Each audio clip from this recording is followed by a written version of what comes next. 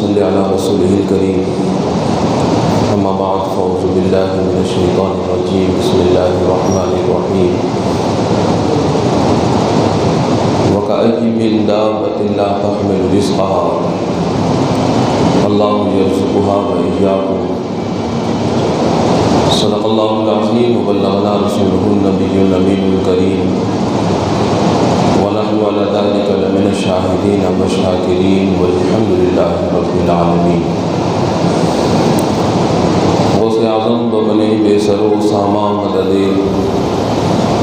قبلہ دی مدد کعبہ ایما مدد مگر دابے بلا افتاد کشتی ضعیفان و شکشتہ رات خشتی بحق خواجہ عثمان ہارونی مدد کنیا معین الدین چشتی یا اشرف زمانہ زمانہ مدد نما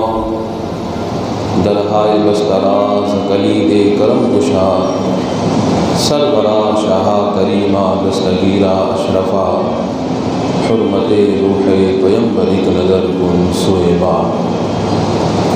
آئی عقیدت و محبت کے ساتھ اپنے آقا و مولا حضور رحمت للعالمین شفیع المذنبین حضور احمد مجتبیٰ محمد مصطفیٰ صلی اللہ علیہ وسلم کی بارگاہ بے کسبنا میں درود و سلام کا ہدیہ پیش کریں. پڑھیے بابا اللہم صلی علی سیدنا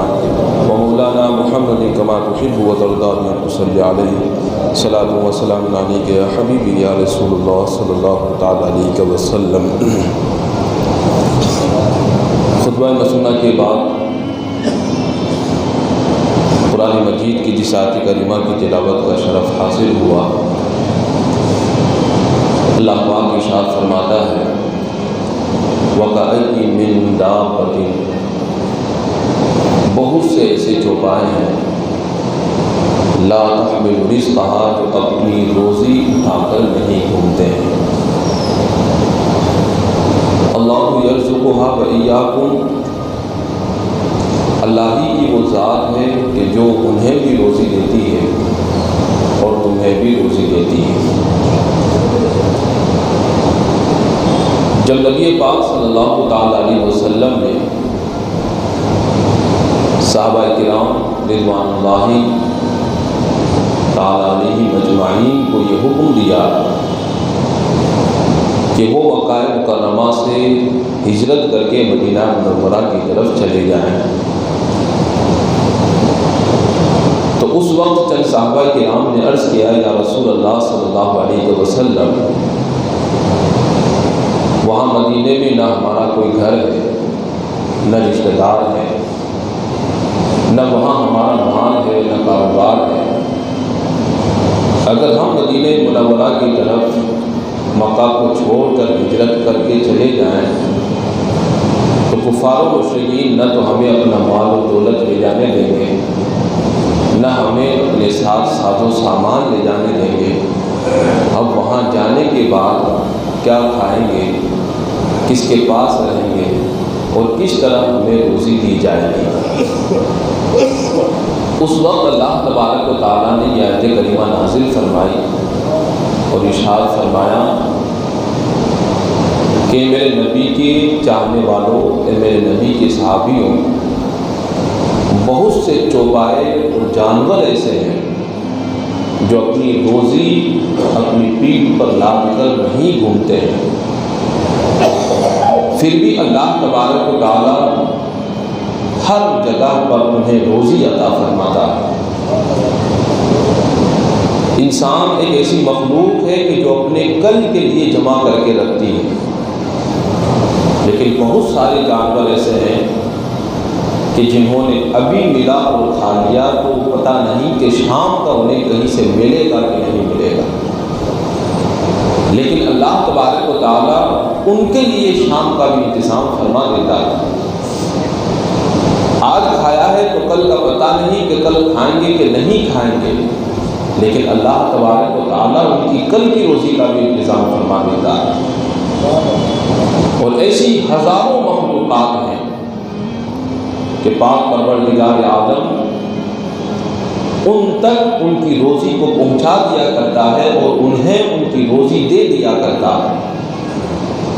تو اے میرے نبی کے صحابیوں، تم کیوں پرواہ کرتے ہو کہ جس رب نے اپنی حقیر سے حقیر مخلوق کو بھی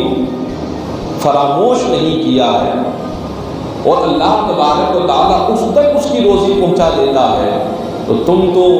میرے محبوب کے صحابی ہو اور میرے محبوب کے لاجب دین کے لیے تم یہ قربانیاں دے رہے ہو، تو بھلا وہ رب تمہیں کس طرح فراموش کر سکتا ہے؟ تو بندے کا توکل، اعتماد اور بھروسہ رب کی ذات پر کامل ہونا چاہیے، کیونکہ یہ اللہ تعالیٰ نے اپنے ذمہ کرم پر لیا ہے کہ وہ اپنے بندوں کو روزی عطا فرمائے گا۔ اب کسی انسان کو تنگی کے ساتھ روزی ملتی ہے تو کسی کو خوشحالی کے ساتھ میں روزی ملتی ہے، اور اس کی وجہ کیا ہے؟ آج ہم میں سے ہر انسان کماتا ہوگا، کوئی 2 ہاتھ کی مزدوری کر کے کماتا ہے، کوئی کاروبار کر کے کماتا ہے، لیکن ہر انسان کہیں نہ کہیں بے برکتی کا شکار ہے، تنگ دستی کی شکایتیں ان کی زبان پر ہے، برکت نہ ہونے کا شکوہ ان کی زبانوں پر ہے کہ خوب کماتے ہیں لیکن برکت نہیں ہوتی۔ ایک انسان مختصر کماتا ہے لیکن رب کا شکر ادا کرتا ہے کہ اللہ نے جو دیا اس میں بہت برکتیں اللہ عطا فرماتا ہے۔ ایک عالیشان کاروبار کرنے والا انسان پریشانیوں کا شکار ہے، تنگ دستی کا شکار ہے، اور ایک طرف 2 ہاتھ کی مزدوری کرنے والا انسان خوشحال اپنی زندگی کو گزارتا ہوا نظر آ رہا ہے۔ وجہ کیا ہے؟ اللہ تبارک و تعالیٰ نے ان دونوں چیزوں کو بیان فرمایا اور ارشاد فرمایا وَمَنْ أَعْرَضَ عَنْ ذِكْرِي فَإِنَّ لَهُ مَعِيشَةً ضَنْكًا، کہ جو انسان میرے ذکر سے رخ پھیر لے گا، جو انسان میری یاد سے اپنے آپ کو غافل کر لے گا، جو انسان میری اطاعت و فرما برداری سے اپنے آپ کو دور کر لے گا، فَإِنَّ لَهُ مَعِيشَةً ضَنْكًا، اس انسان کے لیے تنگ زندگی ہوگی۔ وہ انسان کتنا بھی کیوں نہ کما لے، کتنا بھی بڑا سے بڑا کاروبار کیوں نہ کر لے، وہ انسان اپنی زندگی کی کتنی بڑی سے بڑی پونجی وہ کاروبار میں اور مزدوری کے اندر صرف کر دے، لیکن اگر وہ رب کو فراموش کر کے بیٹھا ہے تو کبھی بھی وہ انسان خوشحال زندگی کو حاصل نہیں کر سکتا۔ اور دوسری طرف اللہ کا وہ بندہ، اللہ فرماتا ہے وَمَن يَعْمَلْ مِنَ الصَّالِحَاتِ مِن ذَكَرٍ أَوْ أُنثَىٰ وَهُوَ مُؤْمِنٌ فَلَنُحْيِيَنَّهُ حَيَاةً طَيِّبَةً، اور ہمارے کچھ بندے ایسے بھی ہیں کہ جو اچھے اعمال کرتے ہیں، وہ چاہے مرد ہو یا عورت ہو، مومن ہوتے ہیں اور ایمان کی حالت میں وہ اچھے کام کرتے ہیں، اللہ تبارک و تعالیٰ کے احکامات پر عمل کرتے ہیں، اس کے پیارے مصطفیٰ صلی اللہ علیہ وسلم کی شریعت پر عمل کرنے کے لیے کوشاں رہتے ہیں، جو ایسے اللہ کے بندے ہوتے ہیں، اللہ وعدہ فرماتا ہے فَلَنُحْيِيَنَّهُ، ضرور ہم انہیں زندگی عطا فرمائیں گے۔ کیسی زندگی؟ خوشحال زندگی اللہ تعالیٰ انہیں عطا فرماتا ہے، حیاتاً طیبہ، ایک پاکیزہ زندگی اللہ تعالیٰ انہیں عطا فرماتا ہے۔ ہم لوگ اس بات کو کبھی بھی فراموش نہ کریں کہ اللہ نے ہمیں صرف کمانے کھانے کے لیے پیدا فرمایا ہے۔ ہماری زندگی کا اصل مقصد صرف اور صرف اللہ کی عبادت ہے۔ کاروبار تو ایک ذریعہ ہے، محنت و مزدوری تو ایک ذریعہ ہے ہماری زندگی کے لیے۔ کاروبار ہمیں زندہ رکھنے کے لیے، ہماری زندگی کا مقصد کاروبار نہیں۔ ہماری زندگی کا مقصد صرف اور صرف وَمَا خَلَقْتُ الْجِنَّ وَالْإِنسَ إِلَّا لِيَعْبُدُونِ، رب کائنات فرماتا ہے کہ ہم نے انسان اور جنات کو صرف اپنی عبادت کے لیے پیدا فرمایا ہے۔ اور جب تک انسان اپنے اس مقصد کو اپنی نگاہوں کے سامنے نہیں رکھے گا، اس وقت تک وہ انسان چاہے کتنا بھی کما لے، نہ کبھی زندگی میں وہ سکون محسوس کرے گا، نہ زندگی میں کبھی خوشحالی کا احساس کرے گا۔ اللہ خود فرماتا ہے اللہ بذکر اللہ تطمئن القلوب، خبردار ہو جاؤ، آگاہ ہو جاؤ، ہوشیار ہو جاؤ، اگر تمہیں دلوں کا اطمینان چاہیے، دلوں کا سکون چاہیے تو وہ صرف اور صرف اللہ کے ذکر میں، اس کی یاد میں ہی ملنے والا ہے۔ کتنے ایسے کاروباری ہیں آپ پوچھیں ان سے، دلی سکون بہت کم لوگوں کے پاس ملے گا، دماغی سکون بہت کم لوگوں کے پاس ملے گا۔ بہت کم ایسے لوگ ہوں گے کہ جن کے دلوں میں بے چینی پیدا نہ ہوتی ہوگی، بہت کم ایسے لوگ ہوں گے کہ جن کے دل، جن کے دماغ مطمئن ہوں گے، جو رات میں سکون سے سوتے ہوں گے، جو 2 وقت کا کھانا اطمینان اور سکون کے ساتھ میں کھاتے ہوں گے۔ ایسے بہت سارے، ایسے بہت کم افراد آپ کو ملیں گے کہ جو اس طریقے سے اطمینان اور سکون کے ساتھ میں اپنی زندگی کو گزارتے ہوں گے۔ پیسہ کبھی بھی انسان کو سکون نہیں دیتا۔ بہت سے مالدار ایسے مل جائیں گے کہ جن کے پاس ہزاروں لاکھوں کروڑ روپے موجود ہوں گے، لاکھوں کروڑ روپے کی پراپرٹیاں ان کے پاس میں موجود ہوں گی، نہ دل ان کا سکون میں ہے، نہ دماغ ان کا سکون میں ہے۔ اتنا کمانے کے باوجود وہ انسان کیوں مطمئن نظر نہیں آتا ہے؟ کیوں وہ انسان پریشانیوں کا شکار نظر آتا ہے؟ کیوں وہ انسان ہمیشہ اجڑا اجڑا سا نظر آتا ہے؟ کیوں وہ انسان اپنے دل میں حقیقی سکون کو محسوس نہیں کرتا ہے؟ اس کی وجہ یہ ہے کہ وہ اللہ کی یاد سے بہت زیادہ غافل ہو چکا ہے۔ اور یہ اللہ کی یاد انسان کو اپنی زندگی کے ہر موقع پر ہونی چاہیے۔ بچہ پیدا ہو تو وہاں اللہ کا ذکر نہیں بھولنا چاہیے۔ بچہ جب پیدا ہو تو سنت کے مطابق اس بچے کی تحنیک کروائی جائے، اس بچے کے کانوں میں اذان دی جائے، سنت کے مطابق اس کا عقیقہ کروایا جائے، اس بچے کی پرورش بہترین انداز میں کروائی جائے۔ جب وہ بڑا ہو تو سنت کے مطابق اس کی شادی کا اہتمام کیا جائے، اس کی بہترین تعلیم و تربیت کا انتظام کیا جائے، اس کو اچھا ماحول دیا جائے۔ اس طریقے سے بہت ساری ذمہ داریاں ہمارے اوپر بنتی ہے کہ ہم خود بھی، اپنے آپ کو بھی اللہ کے عذاب سے بچائیں اور اپنی اولاد کو بھی اللہ کے عذاب سے بچائیں۔ اللہ تعالیٰ ارشاد فرماتا ہے یا ایھا الذین آمنوا قوا انفسکم واہلیکم نارا، اے ایمان والو اپنے آپ کو اور اپنی اولاد کو اللہ کے عذاب سے بچاؤ، دوزخ کی آگ سے بچاؤ۔ سیدنا فاروق اعظم رضی اللہ تعالی عنہ نے عرض کی یا رسول اللہ صلی اللہ علیہ وسلم، ہمیں یہ تو سمجھ میں آتا ہے کہ ہمیں اللہ کے عذاب سے کیسے بچنا ہے، ہمیں گناہ نہیں کرنا ہے، ہمیں 5 وقت کی نماز کی پابندی کرنی ہے،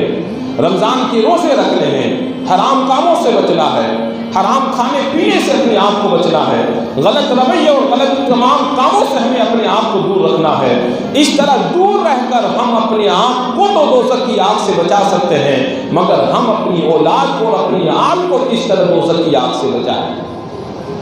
تو نبی پاک صلی اللہ علیہ وسلم نے ارشاد فرمایا عمر جو تم کرتے ہو اسی کا اپنی اولاد کو حکم دو، اللہ کی اطاعت کا حکم دو، اس کی نافرمانی سے انہیں دور رکھو، انہیں بھلائی کا حکم دو، برائیوں سے منع کرتے رہو۔ اگر تم نے اپنی اولاد کے ساتھ میں یہ طریقہ اپنا لیا تو تم بھی دوزخ کی آگ سے محفوظ ہو جاؤ گے اور اللہ تعالیٰ انہیں بھی دوزخ کی آگ سے محفوظ فرما لے گا۔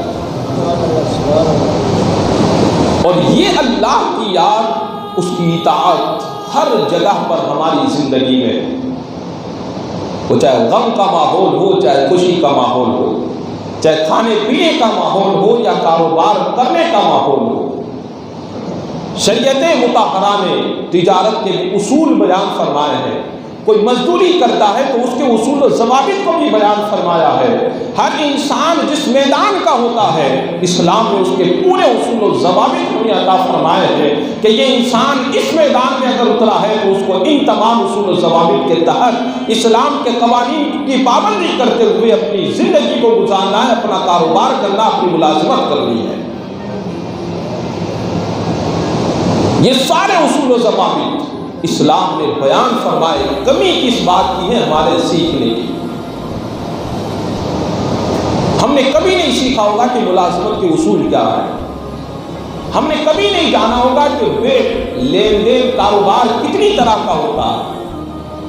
کاروبار میں بیچنے والے کا کیا کیا حق ہوتا ہے، خریدنے والے کے حقوق کیا کیا ہوتے ہیں، ہم نے کبھی نہیں جانے ہوں گے۔ خیار قبول کیا ہوتا ہے ہم نے کبھی نہیں سنا ہوگا،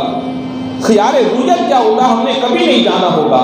خیار عیب کیا ہوتا ہے ہم نے کبھی نہیں سمجھا ہوگا، خیار شرط کیا ہے اس کو بھی کبھی ہم نے سنا نہیں ہوگا کہ یہ وہ کیا چیزیں ہیں کہ جو ایک بائع یعنی بیچنے والے اور مشتری اور خریدنے والے کو اختیار ہوتا ہے، اور وہ اپنے ہی اختیارات کے پاور سے کبھی اپنے اس معاملے کو کینسل بھی کر سکتا ہے، کبھی چیز کو لوٹا بھی سکتا ہے اور کبھی نہیں لوٹا سکتا۔ تو ہمارا کاروبار کامیاب اسی وقت ہوتا ہے، اور ہمارا جو مقصد ہے کاروبار سے کہ ہمیں دلی سکون حاصل ہو، ہماری زندگی خوشحال رہے، اللہ تبارک و تعالی ہمیں خوشحالی عطا فرمائے، کاروبار میں فراخی عطا فرمائے، تو اس کا اصول یہ ہے کہ ہمیں سب سے پہلے اس کاروبار میں بھی اللہ تبارک و تعالی کے بتائے ہوئے طریقے کو اپنانا ہوگا۔ اور اللہ تبارک و تعالیٰ نے بیان فرمایا ان لوگوں کی تعریف و توصیف کو کہ جو کاروبار کے وقت میں بھی اپنے رب کو فراموش نہیں کرتے۔ ارشاد فرمائے رجال لا تلہیہم تجارۃ ولا بیع عن ذکر اللہ، ایسے بھی اللہ کے بندے ہیں کہ نہ کوئی کاروبار نہ کوئی خرید و فروخت ایسی ہے کہ جو انہیں اللہ کے ذکر سے غافل کر دے۔ اگر نماز کا وقت ہو جاتا ہے تو وہ کاروبار کو چھوڑ کر پہلے نماز کی طرف جاتے ہیں۔ اگر کاروبار میں انہیں جھوٹ سے اگر منافع ہوتا ہے اور سچائی سے کام لے تو منافع کم ہوتا ہے تو وہ اس کم منافع کو برداشت کر لیتے مگر جھوٹ نہیں بولتے، وہ دھوکہ کسی کو نہیں دیتے، وہ مالوں کے اندر ملاوٹ نہیں کرتے ہیں، وہ جھوٹی قسمیں نہیں کھاتے ہیں، وہ وعدہ کرنے کے بعد وعدہ خلافی نہیں کرتے ہیں، وہ کبھی کسی انسان کو دھوکہ نہیں دیتے، اس کے ساتھ چال بازیاں نہیں کرتے ہیں، وہ کسی انسان کو لوٹ کر اس پر ظلم نہیں کیا کرتے ہیں۔ ایک سچا تاجر، ایماندار تاجر وہی ہوتا ہے جو شریعت کے اصولوں کے تحت تجارت کو کرتا ہو، اور جو ایسا تاجر ہوتا ہے جو صادق ہوتا ہے، امین ہوتا ہے، سچ بولتا ہے، اپنے مسلمان بھائی کے ساتھ خیانت نہیں کرتا، اسے دھوکہ نہیں دیتا۔ آقا کریم صلی اللہ علیہ وسلم ارشاد فرماتے ہیں کہ کل قیامت کے دن ایسے سچے اور ایماندار تاجروں کا حشر اللہ تبارک و تعالی نبیوں کے ساتھ، شہداء کے ساتھ اور صالحین کے ساتھ میں فرمائے گا۔ تو جب انسان شریعت کے ساتھ میں کام شروع کرتا اللہ برکت عطا فرماتا ہے، اللہ تبارک و تعالیٰ خیر و برکت کا نزول فرماتا ہے، اور ان برکتوں کے ساتھ ساتھ اللہ تعالیٰ طمانینت بھی عطا فرماتا ہے، قرار بھی دیتا ہے، سکون بھی دیتا ہے، اطمینان کی دولت بھی عطا فرماتا ہے، محبت کی دولت بھی اللہ عطا فرماتا ہے، ایثار کا جذبہ بھی اللہ عطا فرماتا ہے کہ ایسا پیسہ جب گھر میں آتا ہے تو بھائیوں میں، پریوار میں محبت قائم رہتی ہے، ایک دوسرے کے لیے ہمدردی کا جذبہ پیدا ہوتا ہے، ہر ایک دوسرے پر اعتماد کرتا ہے، اس کا جذبہ پیدا ہوتا ہے، ہر ایک دوسرے پر بھروسہ کرنے لگتا ہے، ہر ایک دوسرے کا خیال کرتا ہے، اور ان کی زندگی میں پیسہ کتنا بھی کم کیوں نہ ہو جائے وہ پیسہ کبھی ان کی زندگی میں کم نہیں پڑتا ہے، اور اللہ تعالیٰ ہمیشہ ان لوگوں کے اندر اطمینان اور سکون کی ایسی دولت اللہ نازل فرماتا ہے کہ وہ کبھی بھی پریشانی کے شکار نظر نہیں آتے ہیں۔ ہمیشہ ان لوگوں کے چہرے آپ کو کھلتے ہوئے، ہنستے ہوئے، ان کے دل خوش اور ان کی زندگی ہمیشہ آپ کو خوشحال نظر آتی رہے گی۔ اور آج اگر ہم اپنے کاروبار کا جائزہ لیں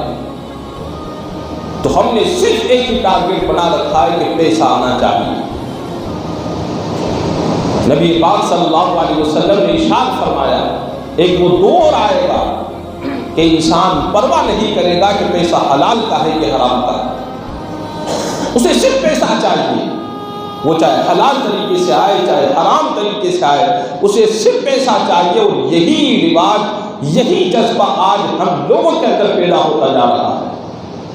یہی سوچ ہماری بنتی جا رہی ہے کہ پیسہ آنا چاہیے، وہ چاہے جھوٹ بول کر آئے، دھوکہ دے کر آئے، وہ چاہے بیاس کے ذریعے سے آئے، چاہے کسی بھی طریقے سے آئے، ہمارے پاس پیسہ آنا چاہیے۔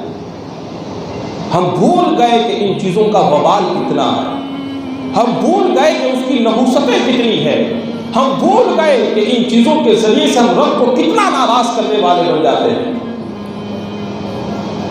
آج اگر ہم کاروبار کرتے ہیں تو سب سے بڑا ہتھیار ہمارا جھوٹ ہوتا ہے۔ کوئی سامان اگر بیچنا ہوتا ہے، 2 روپے کا ہم نے وہ سامان خریدا، 10 روپے کا خریدا، اب بالکل جھوٹ بولتے ہیں کہ صاحب 20 روپے میں تو میری خرید ہے، اب اس کے اوپر آپ اپنی مرضی کے حساب سے مجھے منافع دے دیں۔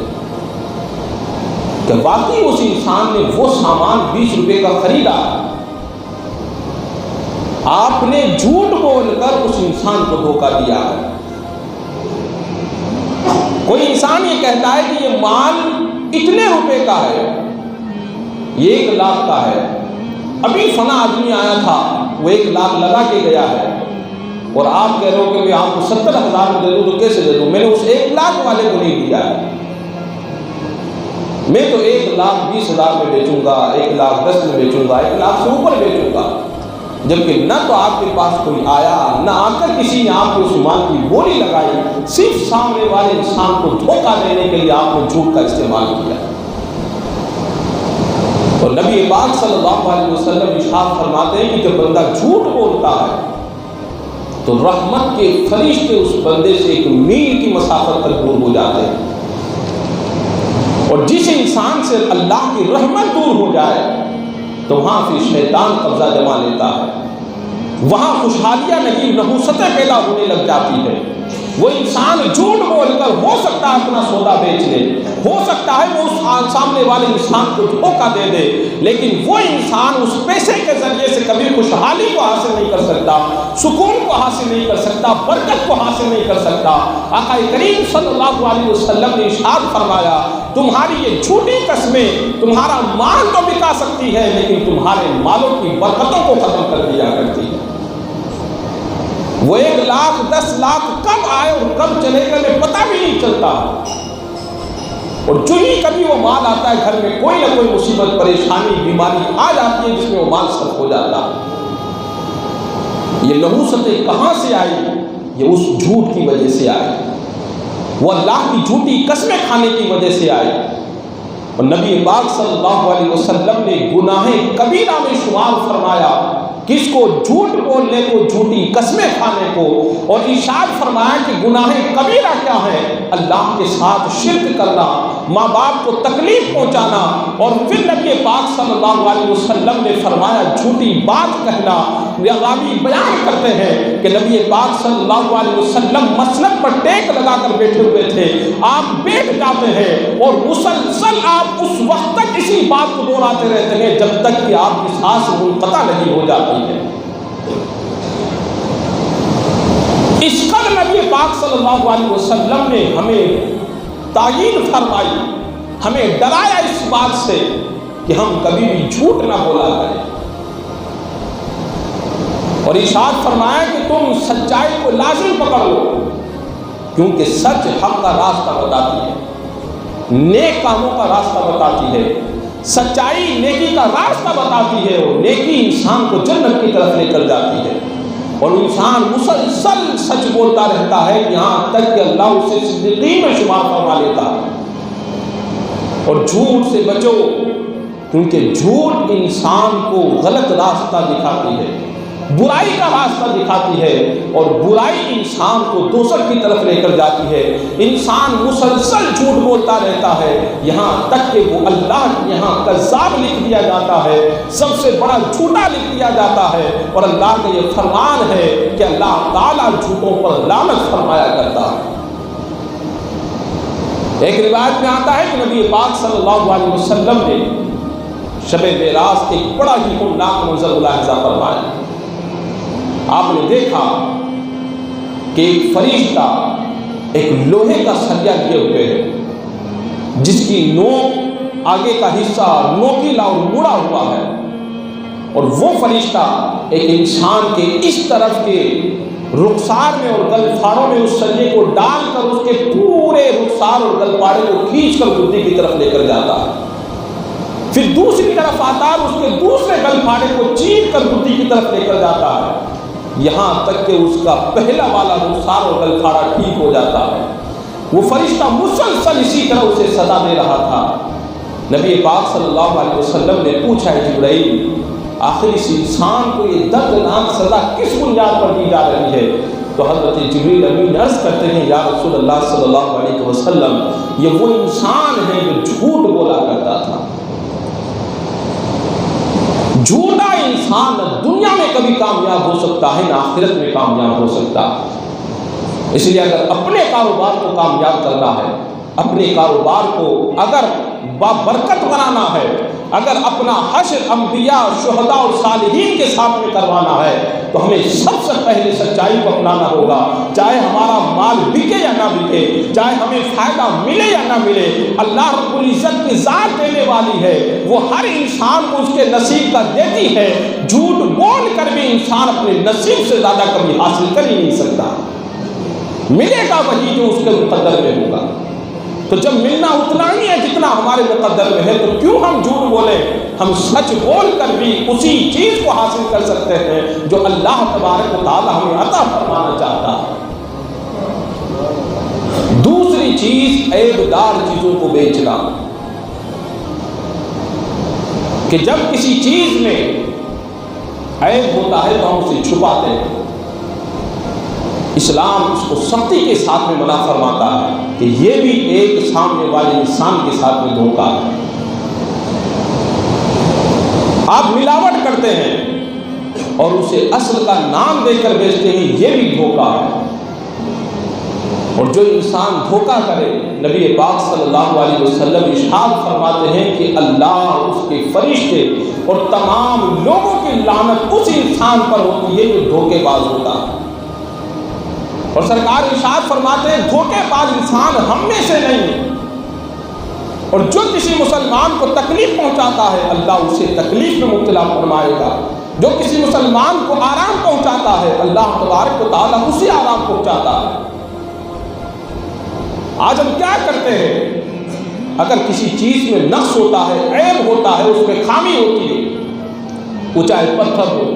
چاہے موبائل ہو، چاہے کوئی کھانے پینے کا سامان ہو یا کوئی بھی ایسی کاروباری چیز ہو، جس چیز میں اگر ہمیں لگے کہ اس میں عیب پیدا ہو چکا ہے، لوگ خریدیں گے نہیں یا اس کی ریٹ ہمیں کم ملے گی، ہم اس عیب کو ہزاروں کوششوں کے ساتھ چھپانے کی کوشش کرتے ہیں۔ وہ شاید ہو سکتا ہے اس دنیا میں چھپ جائے، لیکن اس کا اثر آپ کو اس دنیا میں بھی دیکھنے کو ملے گا، آخرت میں بھی دیکھنے کو ملے گا۔ نبی پاک صلی اللہ علیہ وسلم نے ارشاد فرمایا کہ جو کسی عیب دار چیز کو بیچتا ہے وہ ملعون ہے، اللہ کی ناراضگی میں ہے، اللہ کے غضب میں وہ انسان مبتلا ہو جاتا ہے۔ نبی پاک صلی اللہ تعالی علیہ وسلم ایک مرتبہ بازار سے تشریف لے جا رہے تھے، آپ نے اناج کا ایک ڈھیر دیکھا، آپ نے اس کے اندر ہاتھ ڈالا تو نیچے کا جو اناج تھا وہ گیلا تھا،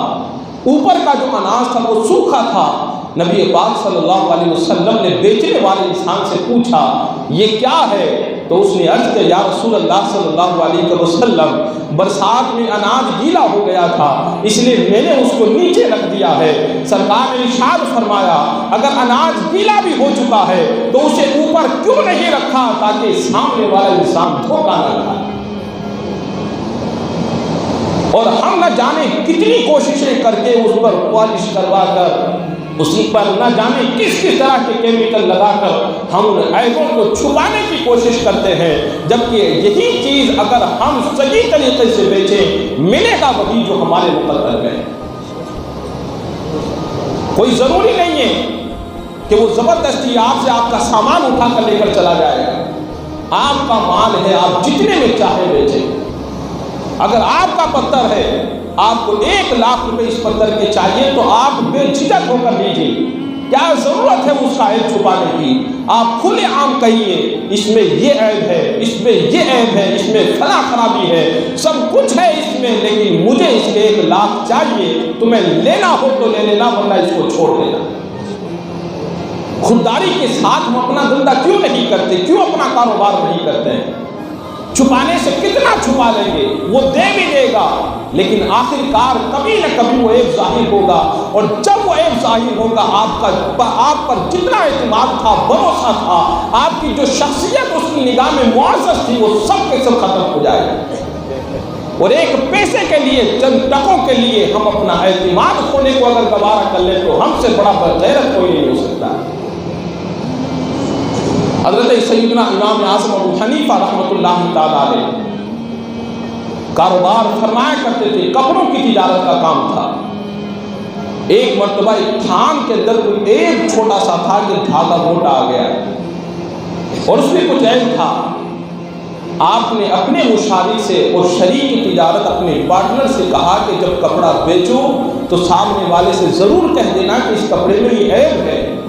پھر اس کی مرضی ہے وہ لے یا نہ لے۔ اتفاق ایسا ہوا کہ وہ بھول گئے، کپڑا انہوں نے بیچ دیا۔ جب شام کو اس کی قیمت لے کر آئے تو سیدنا امام اعظم ابو حنیفہ رحمۃ اللہ تعالیٰ علیہ پوچھتے ہیں، کیا تو نے خریدار کو اس کا عیب بتایا تھا؟ تو انہوں نے کہا حضور میں تو بھول گیا تھا۔ سیدنا امام اعظم ابو حنیفہ رحمۃ اللہ تعالیٰ علیہ نے حکم دیا، جتنی اس کپڑے کی کمائی ہے سب کی سب اللہ کی راہ میں صدقہ کر دو، جتنی کمائی ہے سب اللہ کی راہ میں صدقہ کر دو، کیونکہ اس کے اندر ایک ادنا سا ایک دھوکہ پایا گیا ہے کہ جو انسان خریدار تھا اس انسان کو ہم نے عیب پر مطلع نہ کر کے گویا اس کو دھوکہ دیا ہے، لہذا وہ کمائی جو غلط طریقے سے حاصل ہوئی ہو ایسی کمائی ہمارے لائق نہیں ہوا کرتی ہے، لہذا اس کمائی کو پوری کی پوری کمائی کو اللہ کی راہ میں صدقہ کر دیا ہے۔ وہ طریقہ ہوتا تھا جب اللہ برکت عطا فرماتا تھا، اس پاکیزہ کمائی کا 1 روپیہ بھی 1,00,000 روپے کے برابر اثر کیا کرتا تھا، اور جو حرام اور غلط طریقے سے آتی ہے اس کا 1,00,000 روپیہ بھی ہمیں 1 روپے کے برابر نظر نہیں آتا ہے۔ کس قدر ہم لوگ شریعت سے ہٹ کر، اللہ کی ذکر سے ہٹ کر، اعمال صالحہ سے ہٹ کر اپنے کاروبار کو انجام دیتے ہیں، یہی وجہ ہے کہ ہماری زندگی تنگ سے تنگ ہوتی جا رہی ہے۔ اسی طرح اگر بولیوں کا مسئلہ آ جائے، کہیں پر بولی لگانی ہو، کھان سے پتھر نکلا اس کی بولی لگانی ہے، تو اسلام میں بولی لگانا اور بولی لگا کر کسی سامان کو بیچنا بالکل جائز ہے، لیکن وہاں ہم کیا کرتے ہیں، اپنے ہی مخصوص لوگوں کو اس میں بھیڑ میں کھڑا کرتے ہیں تاکہ وہ بولنے والے خریدار انسان کی ریٹ سے زیادہ ریٹ لگا کر اس مال کی اور ریٹ کو بڑھا دیں، جسے شریعت میں نجش کہا جاتا ہے۔ اور اس طرح لوگوں کو دھوکہ دینا اور لوگوں سے اس مال کی ریٹ بڑھوا کر لینا تاکہ انسان جلد بازی میں اور انسان اتاولے پن میں کہ کہیں کوئی دوسرا نہ خرید لے، وہ اس مال کی زیادہ سے زیادہ ریٹ ہمیں دے کر چلا جائے، یہ بھی اس کے ساتھ میں دھوکہ ہے۔ اور ایک سچا تاجر وہ ہوتا ہے، کاروباری انسان وہ ہوتا ہے، نبی پاک صلی اللہ علیہ وسلم نے اس کی علامتیں بیان فرمائی اور ارشاد فرمایا کہ جب وہ بات کرے گا تو سچ بولے گا، جب اس کے پاس امانت رکھی جائے گی تو امانت میں خیانت نہیں کرے گا، جب وعدہ کرے گا تو وعدہ پورا کرے گا، اور جب اس پر کسی اپنا کوئی سامان اگر بیچے گا تو اس کی بیجا تعریف نہیں کرے گا، کسی کا سامان خریدے گا تو اس کی برائیاں بیان نہیں کرے گا، اور جب اس کا پیسہ کسی پر آتا ہوگا تو وہ نرمی کے ساتھ میں مطالبہ کرے گا، اور اس پر اگر کسی کا پیسہ آتا ہوگا تو وہ دینے میں ٹال مٹول نہیں کرے گا بلکہ فوراً اس کا حق ادا کرے گا۔ ایک تاجر کو ایسا ہونا چاہیے، اس لیے ہمیں ان تمام برائیوں سے جو ہم نے کاروبار میں پیدا کر رکھی ان سے بچنا ہوگا، تب جا کر اللہ تبارک و تعالی ہمیں برکت عطا فرمائے گا۔ اور جو انسان محنت کرتا ہے، مزدوری کرتا ہے، اللہ اسے خوب نوازتا ہے، کیونکہ اللہ تبارک و تعالیٰ نے اس محنت کرنے والے انسان کو اپنا محبوب کہا اور فرمایا القاسم حبیب اللہ، محنت کرنے والا انسان اللہ کا محبوب ہوتا ہے، اللہ کو پسند ہوتا ہے۔ اور نبی پاک صلی اللہ علیہ وسلم نے ارشاد فرمایا کہ جب کوئی انسان محنت و مزدوری کر کے یا محنت کر کے کاروبار کر کے جب شام کو گھر لوٹتا ہے تو اللہ تبارک و تعالیٰ اس انسان کے پورے گناہوں کو معاف فرما دیا کرتا ہے۔ ایک روایت میں آتا ہے کہ اگر کوئی بندہ مومن کسی ذلت کی جگہ پر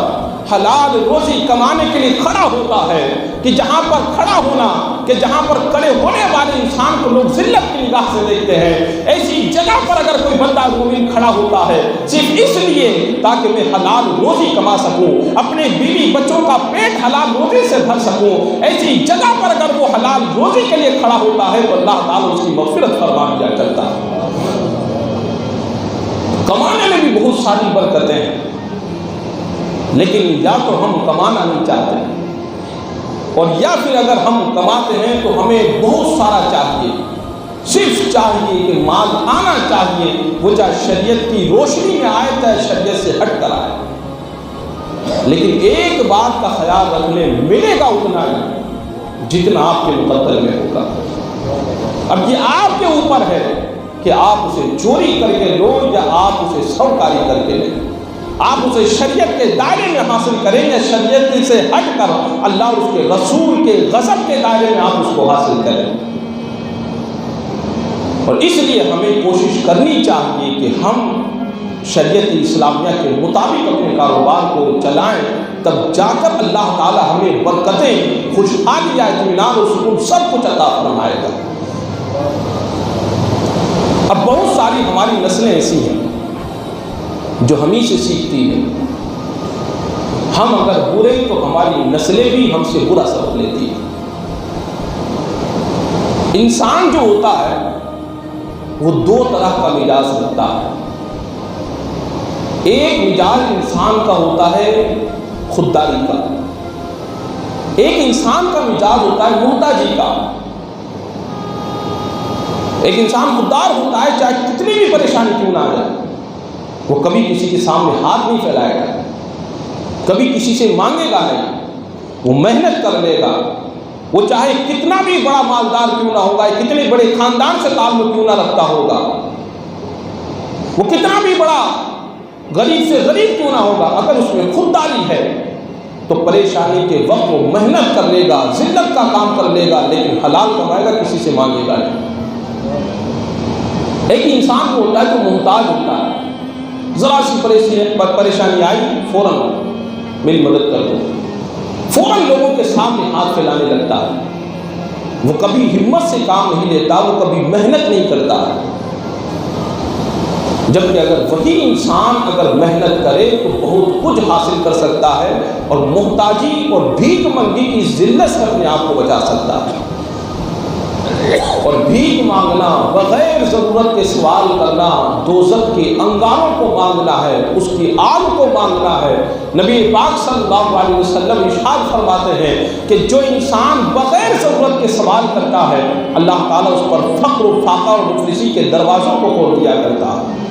اللہ تبارک و تعالیٰ اس انسان پر محتاجی کے دروازوں کو کھول دیتا ہے، اور بغیر ضرورت کے سوال کرنا یہ دوزخ کا انگارہ مانگنا ہے۔ اب اس کی مرضی ہے کہ وہ کم مانگے یا زیادہ مانگے۔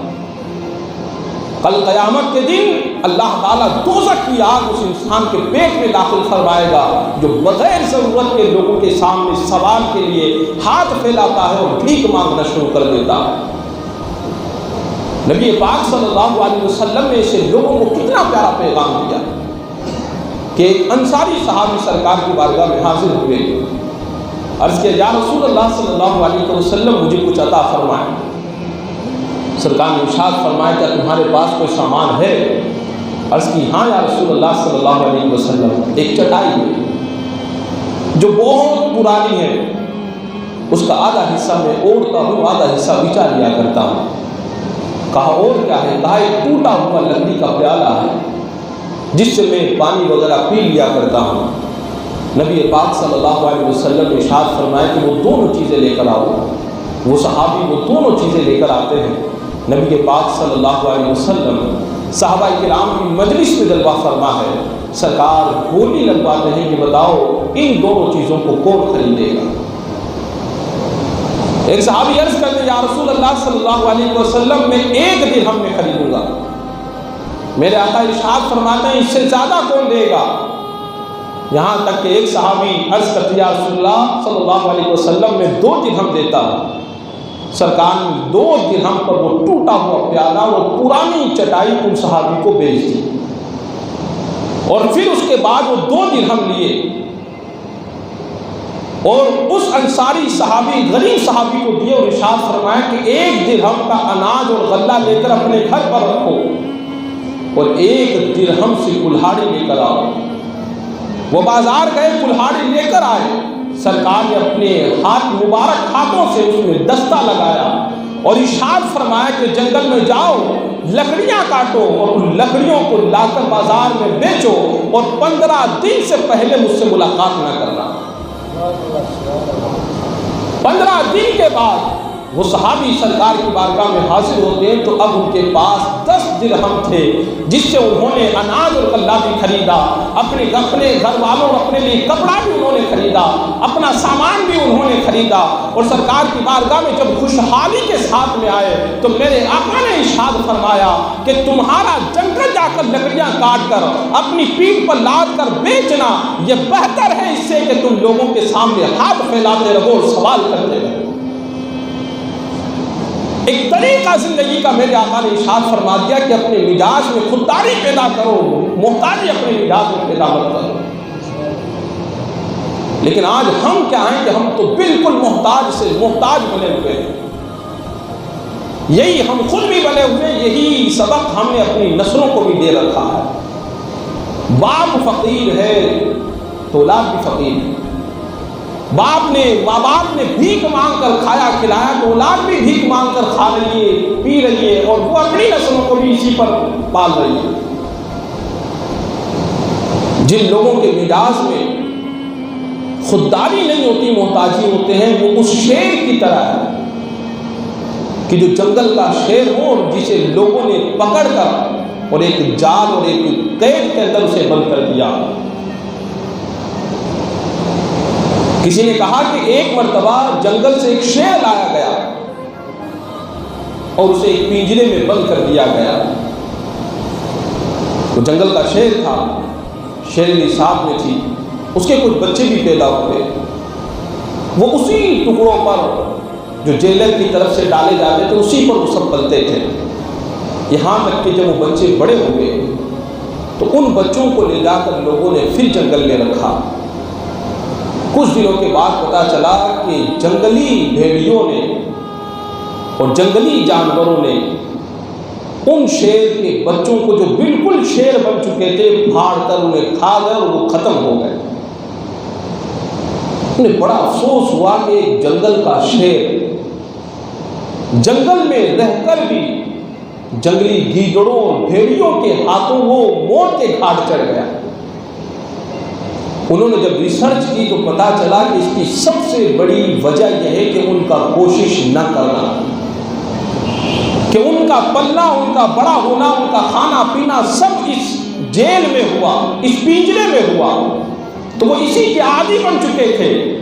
ان کی ساری محنتیں، ساری فکریں، ساری سوچیں، سارے خیالات سب ختم ہو چکے تھے۔ انہوں نے اپنی زندگی کا مقصد یہی سمجھ لیا تھا کہ ہمیں اسی پنجرے میں رہ کر جو کوئی دے دے تو ہمیں وہی کھانا۔ شکار کی مہارت بھول چکے تھے وہ، کیوں؟ اس لیے کہ اس کا موقع انہیں نہیں ملا۔ آج ہماری جو نسلیں ہیں اس کی مثال بھی بالکل اسی طرف ہی ہوتی ہے۔ آج گھر میں کمانے والا ایک فرد ہے، وہ شیر ہے، وہ کاروبار کا ہر طریقہ جانتا ہے، وہ شکار کرنے کا ہر حربہ جانتا ہے، وہ شکار کرنے میں، تجارت کرنے میں مکمل طریقے سے ماہر ہے، لیکن اس نے اپنے بچوں کو گھر کے پنجرے میں بند کر کے رکھا ہے، اور وہ بچے اپنے والد کے انہی ٹکڑوں پر پلتے ہوئے بڑے ہوتے ہیں، اور پھر اس کے بعد جب انہیں کاروبار کے جنگل میں جب چھوڑا جاتا ہے تو ایک چھوٹا موٹا جنگلی کوئی بھی بھیڑیا انہیں اس کاروبار کے اندر فیل کر دیتا ہے، انہیں بڑا سے بڑا نقصان پہنچا کر پھر سے انہیں گھر کے جیل میں اور اس پنجرے کے اندر ان کو بیٹھنے پر مجبور کر دیتا ہے۔ اور یہ کیا کس نے؟ یہ ہم نے کیا۔ اور جب ہمارے وہی بچے اس گھر کی چہار دیواری میں جب رہتے ہیں اور جب وہ کاروبار کا شعور نہیں رکھتے، کاروبار میں مہارت نہیں رکھتے ہیں، تو وہ صرف اس امید پر پلتے ہیں کہ باپ کما کر لائے گا، وہ ہمیں ٹکڑا ڈالے گا، وہ جیسا بھی دے گا وہی ہمیں کھانا ہے اور اسی پر اپنی زندگی کو ہمیں گزارنا ہے۔ وہ چاہے تازہ لا کر دے، چاہے سڑا ہوا لا کر دے، وہ چاہے حلال کیا ہوا لا کر دے، چاہے مردے کا لا کر دے، کہ جس طرح ایک شیر پنجرے میں ڈالے ہوئے گوشت پر ہی پلتا ہے، اسی طرح وہ اولاد بھی، وہ نسلیں بھی اسی گھر کے ایک فرد اور کمانے والے انسان کے ٹکڑوں پر پلنے پر مجبور ہو جاتی ہے۔ پھر وہ یہ نہیں دیکھتی ہے کہ یہ ہمیں حلال کا لا کر کھلا رہا ہے یا حرام کا لا کر کھلا رہا ہے، اور اگر پتہ چل بھی جائے تو وہ اتنی معذور ہو چکی ہے کہ وہ حلال کے لیے کوشش نہیں کر سکتی، وہ کھلانے والے انسان کو کچھ کہہ نہیں سکتی، کیونکہ وہ انہیں لا کر کھلا رہا ہے اور ان کی مجبوری یہ ہے کہ کما کر خود کھا نہیں سکتے۔ تو اپنی اولاد کو کاروبار میں نکالے۔ گھر کا ایک کاروبار اگر گھر کا ایک آدمی سنبھال سکتا ہے تو اسے ایک کے حوالے کرے۔ بھروسہ نہیں ہے تو نظر رکھیں، حساب کتاب ہر مہینے اپنا پورا کرتے رہیں، لیکن اپنے اندر محتاجی نہیں، خودداری پیدا کریں۔ یہ اس لاک ڈاؤن نے ہمیں بہت کچھ سکھا دیا ہے۔ اگر گھر کے 5 افراد ہیں، پانچوں کچھ نہ کچھ بھی اگر کما کر لے کر آئیں تو بہت بڑا سہارا گھر پہ لگ سکتا ہے، ہماری معیشت بہتر ہو سکتی ہے، ہمارا روزگار بہتر ہو سکتا ہے، آنے والے وقت میں ہمارے گھروں میں خوشحالیاں بہت اچھی ہو سکتی ہے، لیکن شرط یہ ہے کہ ہم سب کچھ کمائیں، تازہ تازہ شکار کر کے ہم کھائیں۔ مردہ سڑا ہوا کوئی ہمارے سامنے رکھے تو ہم بالکل اس کی طرف اپنا چہرہ اور اپنا رخ اٹھا کر بھی اس کی طرف نہ دیکھیں، اپنے آپ کو اس شیر کی طرح بنائے جو کبھی مردار نہیں کھاتا ہے، جو کبھی سڑا ہوا نہیں کھاتا، وہ ہمیشہ کھاتا ہے تو تازہ اور حلال کا کھاتا ہے۔ اپنی نسلوں کو یہ درس دیں، تب جا کر گھروں میں خوشحالیاں پیدا ہوں۔ لیکن جن لوگوں کے مزاج میں محتاجی پیدا ہو جاتی ہے انہیں کتنا بھی کہہ دے کوئی فرق نہیں پڑتا، وہ نسلیں بھی ایسی نکمی ہو جاتی ہے، ایسی نکٹی ہو جاتی ہے کہ کتنا بھی کہنے، کتنا بھی تانا دے دے، یہاں تک کہ شادی ہو جاتی ہے، بیوی بچے ہو جاتے ہیں، پھر بھی وہ اسی باپ کے ٹکڑوں پر پلتا ہوا اپنی زندگی کو بے غیرتی کے ساتھ میں گزارتا ہے۔ اور جن کے مزاج میں غیرت ہوتی ہے وہ کبھی اپنے ماں باپ کے ٹکڑوں پر نہیں پلتے، وہ ذمہ دار ہوتے ہی احساس ذمہ داری کا فوراً وہ سنبھالتے ہیں۔ ماں باپ کی تکلیفوں کی طرف بھی ان کی نظر ہوتی ہے اور وہ فوراً کچھ نہ کچھ جو بھی ملے 100-200 دن میں جو بھی ملتا ہے وہ انسان کل ملا کر جب گھر سے نکلتا ہے تو اس کا ٹارگیٹ اور مشن اور مقصد یہی ہوتا ہے مجھے گھر میں آنا ہے تو کچھ نہ کچھ لے کر آنا ہے، اور وہ اس وقت تک گھر کی دہلیز پر قدم نہیں رکھتا جب تک کہ وہ اپنے جیب میں 100-250 روپے لے کر نہ گھر میں آ جائے۔ ایک پروفیسر نے ایک مرتبہ ایک انٹرویو لیا ہے غریب انسان کا جو تھیلیاں چنتا تھا، غریب تھا لیکن مزاج میں خودداری تھی اور ذوق و شوق بھی تھا، ایک مقصد بھی تھا کہ مجھے بڑا بننا ہے۔ تھیلیاں چنتا تھا، باپ گھڑا گاڑی چلاتا تھا، ماں گھروں میں جا کر جھاڑو پوچھا کر کیا کرتی تھی۔ اس انسان نے ان تکلیفوں کے ساتھ میں بھی اپنی پڑھائی کو جاری رکھا، اور جب انسان غریب ہوتا ہے، مصیبتوں میں ہوتا ہے تو وہ پڑھائی بھی جب کرتا ہے تو ایک مقصد کو لے کر کرتا ہے،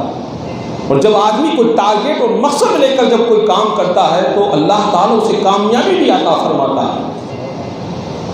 تو جب اسے پڑھتے پڑھتے وہ کامیاب ہوا، یہاں تک کہ امریکہ میں اس کی نوکری لگی، اور جب وہاں سے واپس آیا تو لوگوں نے انٹرویو لیا کہ تھیلی چگنے والا ایک غریب انسان کہ جس کی نوکری امریکہ میں لگی، تو لوگوں نے پوچھا کہ بھائی آپ کس طرح آپ نے کامیابی حاصل کی، تو اپنی پوری چیزیں اس نے بیان فرمائی۔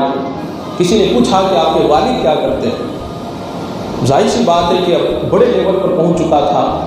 ماں باپ بھی ایسے تھے کہ خوددار تھے، وہ بھی ہمت جب تک تھی تو اپنی اولاد کے ٹکڑوں پر بیٹھ کر پلنے والے نہیں تھے۔ باپ نے اپنا کام وہی جاری رکھا اور ماں نے بھی اپنا کام وہی جاری رکھا، اس نے برملا مجمع میں کہا کہ میرے والد گدا گاڑی چلاتے ہیں۔ تو مجمع میں کچھ لوگوں کی ہنسی نکلی۔ کسی نے پوچھا کہ آپ کی والدہ کیا کرتی ہیں؟ کہا وہ گھروں میں جا کر جھاڑو پوچھے کا کام کرتی ہے، لوگوں کے کام کرتی ہے۔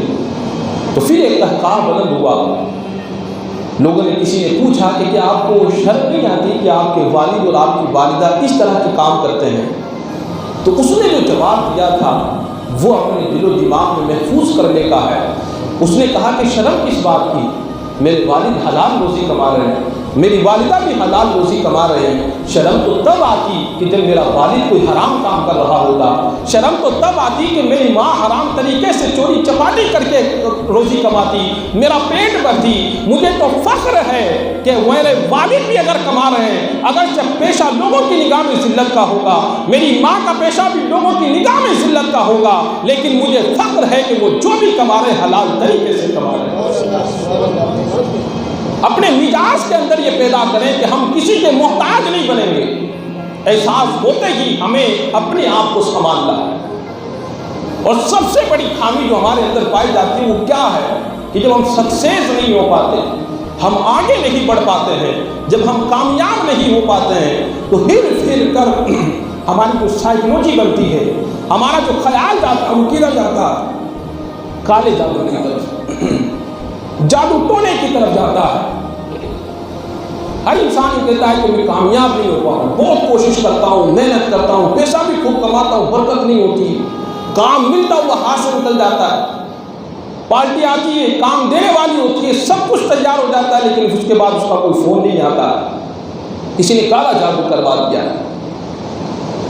ایک مرتبہ اس نے اسی طرح کی کسی بڑے کاروباری انسان نے جو ہر بار فیل ہوتا تھا، ہر ایک کام میں فیل ہوتا تھا، اس نے کہا کہ آپ دیکھیں کہ مجھ پر کسی نے کچھ کروا دیا ہے۔ اس نے اس کی زندگی کا جائزہ لیا کہ صبح سے لے کر شام تک کرتا کیا ہے۔ تو پتہ چلا کہ صبح کو 12:30 بجے تو اٹھتے ہیں، اس کے بعد ناشتہ پانی کر کے کاروبار میں جاتے ہیں، وہاں مزدوروں سے، ملازمین سے ان کا برتاؤ ایک نمبر کا گھٹیا ہوتا ہے، اخلاق سے گرا ہوا۔ وہاں جانے کے بعد میں بھی صاحب ناشتہ پانی کر کے پھر لیٹ جاتے ہیں، آرام کرتے ہیں، شام کو پھر چائے پانی پی کر اپنے گھر لوٹ آتے ہیں۔ اس نے کہا کہ سب سے بڑا جو کالا جادو وہ یہی ہے، اس کی جو عادتیں ہیں یہی سب سے بڑا کالا جادو ہے۔ میرے آقا ارشاد فرماتے ہیں اللہم بارک لامتی فی بکورہا، یا اللہ میری امت کے لیے ان کے صبح کے وقت میں برکتیں پیدا فرما دے۔ تو جو انسان کاروبار کے لیے صبح پر یا وقت پر جانے کے بجائے کاروبار کا وقت نکلنے کے وقت جاتا ہو، اپنے ملازمین سے حسن اخلاق سے پیش آنے کے بجائے ان سے بدسلوکی سے پیش آتا ہو اور اخلاق و مروت کے تمام تقاضوں کو ایک طرف دھکیل کر اور کامیابی کی منزل طے کرنا چاہتا ہو، ایسا انسان زندگی میں کبھی کامیاب نہیں ہو سکتا۔ اور جس کی عادتیں بری ہو جاتی ہیں اس پر سب سے بڑا کالا جادو اس کی بری عادتیں ہی ہوا کرتی ہے۔ اپنی عادتوں کو سدھاریں، اپنے طور و طریقوں کو سدھاریں۔ آج ہم میں کتنے ایسے افراد ہوں گے کہ جو 12 بجے 11 بجے اٹھنے کے بعد کاروبار کی طرف جاتے ہیں، ایک دو چائے کی چسکی لی، آفس سے تو وہاں سو گئے، سونے کے بعد شام کو پھر چائے پی اور پھر گھر آ گئے، اور ایسے گھر آتے ہیں کہ گھر والے سوچتے ہیں کتنی محنت کر کے آیا ہے، بیوی سوچتی ہے میرا شوہر کتنا محنتی ہے، پورے دن میں اب گھر آیا ہے کتنی محنت کرتا ہے، اور پھر وہی وجہ ہوتی ہے کہ گھروں میں جھگڑے پیدا ہوتے ہیں، اور وہی لوگ یہ سوچتے ہیں کہ ہم سب سے زیادہ محنت کرتے ہیں، جبکہ اس بندے نے کوئی جا کر کھنڈا بھی سیدھا نہیں کیا ہوگا، کبھی کسی مزدور کو اس نے کوئی گائیڈ لائن نہیں دی ہوگی۔ اور جب کاروبار ایک بندہ سنبھال سکتا ہے تو کیوں ہم اپنی زندگیاں وہاں جا کر برباد کرتے ہیں؟ آپ اپنے ہی گھر کا ایک نیا کاروبار شروع کریں تاکہ ایک راستہ اگر بند ہو جائے تو دوسرا راستہ ہمارے لیے کھلا ہوا نظر آئے۔ اور جھگڑے ہوتے کب ہیں؟ تبھی ہوتے ہیں کہ جب لوگ کماتے نہیں ہیں ڈھنگ سے۔ اگر شیر کے اس پنجرے میں، اگر شیر کے اس پریوار کو اگر کوئی ایک ہی اگر بوٹی ڈال دے، وہ سارے کے سارے شیر آپس میں لڑ پڑے گے۔ کیوں؟ اس لیے کہ ان سب کے پاس اتنا کھانے کو نہیں ہے جتنا انہیں چاہیے، تو چاہے وہ بہن بھائی ہوں گے، چاہے وہ ماں باپ ہوں گے، وہی شیر آپس میں ایک دوسرے پر حملہ کریں گے، ایک دوسرے کو نوچیں گے، ایک دوسرے کو تکلیف پہنچائیں گے، صرف اس لیے کہ کھانا اتنا ہی ہے کہ ایک کھا سکتا ہے۔ تو ہمارے پریوار میں بھی حالات یہی تب ہوتے ہیں کہ جب ہماری مرضی اور ہمارے تقاضوں کے مطابق جب گھر میں آمدنی نہیں ہو پاتی ہے تو ہر بھائی دوسرے بھائی کو نوچتا ہے، اولاد ماں باپ کو نوچتی ہے، ماں باپ اولاد کو نوچتے ہیں، اور پھر وہی گھر ہمارا فتنہ اور فساد کی جڑ بن کر رہ جاتا ہے۔ اس لیے اسلام کے تقاضوں کو سمجھیں، اسلام نے جو پیغام دیا اس پر غور و فکر کریں، شریعت اسلامیہ کے مطابق اپنی زندگی کو گزارنے کی کوشش کریں، کاروبار اسی انداز پر کریں، ملازمت بھی اسی انداز پر کریں، پھر دیکھیں کہ اللہ تعالیٰ کس قدر برکتیں اور رحمتیں اور خوشحالیاں عطا فرماتا ہے۔ اللہ تعالیٰ ہم سب کو ان باتوں پر عمل کرنے کی توفیق عطا فرمائے۔ استغفر اللہ ربی من کل ذنب و اتوب الیہ۔